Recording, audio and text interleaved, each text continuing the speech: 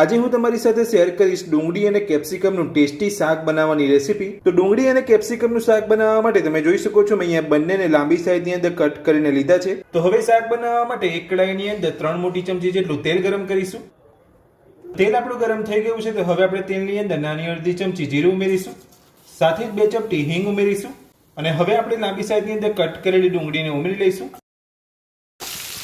ડુંગળી ઉમેરીને બધું સરસ મિક્સ કરી લઈશું અને ગેસની ફૂલ ફ્લેમ પર ડુંગળીને થોડી સાંતળી લઈશું। તો ડુંગળી આપણી અહીંયા થોડી સતળાઈ ગઈ છે તો હવે આપણે તેની અંદર 1 ચમચી આદુની પેસ્ટ ઉમેરીશું, સાથે જ 1 ચમચી લસણની પેસ્ટ ઉમેરીશું અને બધું સરસ મિક્સ કરી લઈશું। તો લસણ અને આદુની પેસ્ટ ઉમેરી લીધા પછી હવે આપણે થોડું સાંતળી લઈશું। તો લસણ અને આદુની પેસ્ટ ઉમેરીને બધું થોડું સાંતળી લીધા પછી હવે આપણે કટ કરેલા કેપ્સિકમને ઉમેરી લઈશું, સાથે જ સ્વાદ પ્રમાણે મીઠું ઉમેરીશું, નાની અડધી ચમચી હળદર પાવડર ઉમેરીશું, બધું સરસ મિક્સ કરી લઈશું અને આપણા કેપ્સિકમ કૂક થાય ત્યાં સુધી બધું સરસ સાંતળીશું।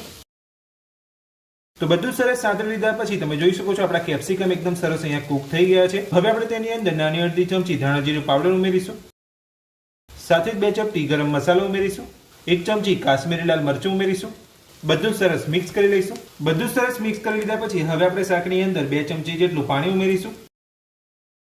પાણી ઉમેરીને બધું સરસ મિક્સ કરી લઈશું। પાણી ઉમેરીને મિક્સ કરી લીધા પછી હવે આપણે શાકને ગેસની મીડિયમ ફ્લેમ પર ઢાંકીને 5 મિનિટ માટે થવા દઈશું।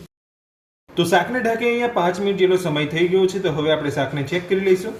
તમે જોઈ શકો છો શાકમાંથી તેલ છૂટું પડી ગયું છે અને આપણું ડુંગળી અને કેપ્સિકમનું શાક બનીને તૈયાર છે। તો હવે આપણે શાકની અંદર ઝીણા સમારેલા લીલા ધાણા ઉમેરીશું। ધાણા ઉમેરીને બધું સરસ મિક્સ કરી લઈશું અને ગેસની ફ્લેમ બંધ કરી દઈશું।